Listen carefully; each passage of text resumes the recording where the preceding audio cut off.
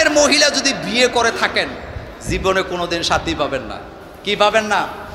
আমি আপনাদের কাছে জানতে চাই, পৃথিবীতে স্ত্রীদের জন্য সবচেয়ে বড় পীর হলো তার স্বামী। কথা আসতে বললেন। আল্লাহর নবী সহিহ হাদিসের বর্ণনায় বলেছেন, আল্লাহ ছাড়া কাউকে সেজদা দেওয়া যায় না। কথাটা ছোট্ট করে দেখবেন না, কত বড় কথা। আল্লাহর নবী বললেন আল্লাহ ছাড়া কাউকে সেজদা দেওয়া যায় না।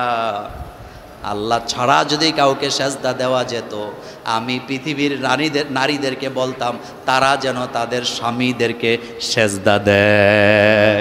কেন বললেন?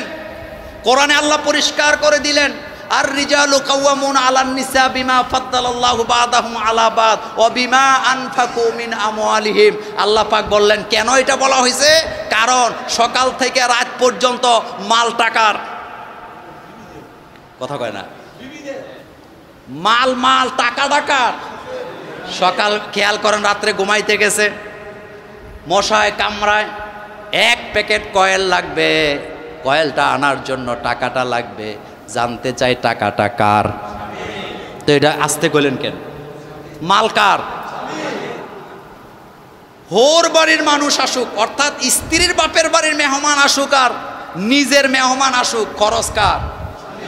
বউ অসুস্থ হয়েছে, খরচ কার? স্বামী অসুস্থ হয়েছে, খরচ কার? ছেলের জন্য একটা কলম কিনতে হবে, খরচ কার? মেয়ের জন্য জামা কিনতে হবে, খরচ কার? তো সারা দিনে ওই টাকা দিতেছে স্বামী, তো স্বামীর মর্যাদা কম না বেশি? এই ব্যাপারে একদিন আলোচনা করব। যারা শুনছেন খবরদার স্বামীর সাথে বেয়াদবি করবেন না। তবে স্বামীদের মধ্যে কিছু স্বামী আবার আছে জুয়া খেলার টাকা, মদ খাওয়ার টাকা, হিরোইন খাওয়ার টাকা বউর কাছে চায়। এরকম আছে না? আমার জীবনে এক গরিব মেয়েরে আমি কানের জিনিস দিছি, আমার ওয়াইফ কিনে দিছে, গরিব মেয়ে। কয়দিন পরে দেখে তার কানে জিনিস নেই। আমার ওয়াইফ বলতেছে জিনিস তো দিলাম আমরা, জিনিস কই? কয় জামাইয়া বেচা ফেলাইছে। জামাই রেজি গেলাম, তুই এটা বেচলি কেন? এটা তো গরিব মানে, আমরা দিছি জিনিস, মেয়ের জিনিস তুই বেচলি কেন? পরে ওই মাইয়া কয় ভাইয়া তে গাঞ্জা খাওয়ানোর লেগে বেচছে। এরকমের গাঁজাখুর আছে না? সেটা ব্যতিক্রম, সেটা ব্যতিক্রম। স্ত্রী যদি কামাই করে, স্বামী তার কাছ থেকে টাকাটা চাইয়া নিতে পারবে না যদি স্ত্রী না দেয়। এই ব্যাপারে আরেকদিন ব্যাখ্যা দেব। কিন্তু রাত দিন 24 ঘন্টা সংসারের যত খরচ সবটা কার কাঁধে? এই জন্য আল্লাহ নবী বললেন স্বামীদেরকে সেজদা দিতে বলতাম। ইমাম গাজ্জালি রাহিমাহুল্লাহ, নাম শুনছেন? নাম শুনছেন? ইমাম গাজ্জালি রাহিমাহুল্লাহ তিনি গবেষণা করে বলেছেন 4 প্রকারের নারী যদি বিয়া করো দুনিয়াতে শান্তি পাওয়ার আশা ছাইড়া দাও। কয় প্রকার? 4 প্রকার। 1 নম্বরে আহেরা, 2 নম্বরে নাদিসা, 3 নম্বরে মুত্তালিহা, 4 নম্বরে মুবারিয়া। অর্থাৎ ইমাম গাজ্জালি বলেন 1 নম্বরে আহেরা মহিলা যারা বিয়ে করছো জীবনে সুখ পাওয়ার আশা ছাইড়া দাও। আহেরা কারা? তারা হলো যারা সারাদিন রূপ চর্চা করে কিন্তু ছেলে মেয়ে সংসারের কোনো খবর নেই। আছে না নাই? আছে না নাই? সারাদিন কি চর্চা?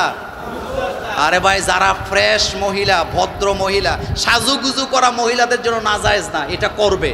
কিন্তু সাজ্জা গুজ্জা রাস্তায় রাস্তায় হাঁটা এটা ভালো মানুষের কাজ হতে পারে না। সাজবে কাকে দেখানোর জন্য? একজন মহিলা, সবচেয়ে উত্তম মহিলা সে যে সাজুগুজু করে, উত্তম পোশাক পরে নিজেকে তার স্বামীর সামনে প্রেজেন্ট করে।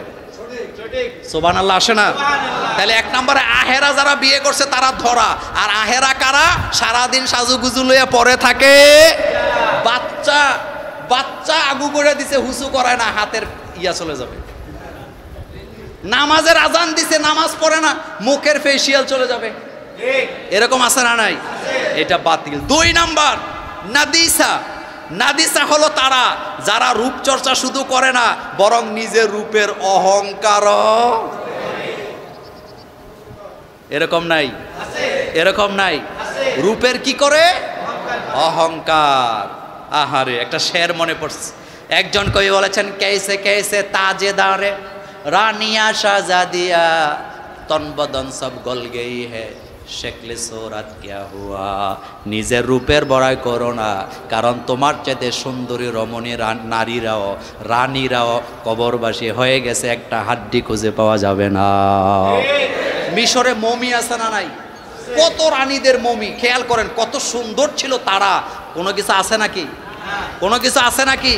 পৃথিবীতে সপ্ত আশ্চর্যের একটা হলো তাজমহল। সেই তাজমহল এটা কিন্তু একটা মাজার। এটা কি আমাদের দেশের লোকেরা এটা জানে, এটা কিন্তু মাজার। কার মাজার? মমতাজের মাজার। কার মাজার? মমতাজের মাজার। কিন্তু যায়া দেখেন মমতাজের একটা হাড্ডিও কি খুঁজে পাওয়া যাবে? এই জন্য রূপের বড়াই যারা করে তাদেরকে ইমাম গাজ্জালি বলেছেন নাদিসা, অর্থাৎ তারা শুধু রূপচর্চাই করে না, নিজের রূপের বড়াইটাও করে। 3 নাম্বার মোত্তালিহা। মোত্তালিহার বিশ্লেষণ করতে যে ইমাম গাজ্জালি বলেছেন সব সময় স্বামীরে দৌড়ের উপরে রাখে। তুমি আমারে কি দিলা, তুমি আমার জন্য কি করলা, আমি দেখে তোমার ভাত খাই। কথা বলে না? এরকমের নারী আছে না নাই? কয়টা কথা কয়? তুমি আমারে কি দিলা, তুমি আমার জন্য কি করলা, আরে আমি দেখা তোর ভাত খাই। অন্য নারী হইলে তোরে ফিসা মাইরা চলে যেত। আল্লাহ আল্লাহ তাদেরকে হেদায়েত দেখ, আমরা বলি আমিন। আমার ভাইয়েরা, এরকমের নারী আমাদের বাংলাদেশে নাই, তবে পৃথিবীর তুলনায় আমাদের দেশের নারীরা এখনো ভালো আছে, স্বামীর খেদমত করে। অন্য অন্য দেশে তো ডেলি একবার ঝাড়ু দিয়ে ফিডায়, এরকম নাই? যাই হোক, সেই কথা বলবো না। এই কথা যারা বলে তাদেরকে ইমাম গাজ্জালি বলেন মুত্তালিহা। তাদেরকে বিয়ে করলে সুখ পাওয়ার সম্ভাবনা। যেই নারীর হাতে বরকত আছে, আপনি যদি লাল শাক আইনা দেন দেখবেন খাইয়া পেট পুরে খাইতে পারবেন। মহব্বত আছে না নাই? আছে। এরপরে 4 নাম্বার মুবারিয়া। মুবারিয়া হলো তারা স্বামী থাকলে ভালো, স্বামী বাড়িতে না থাকলে বাসন কোসন আসাইরা ফিসেরা বাইঙ্গেলায়। এরকম নাই? এরকম নাই?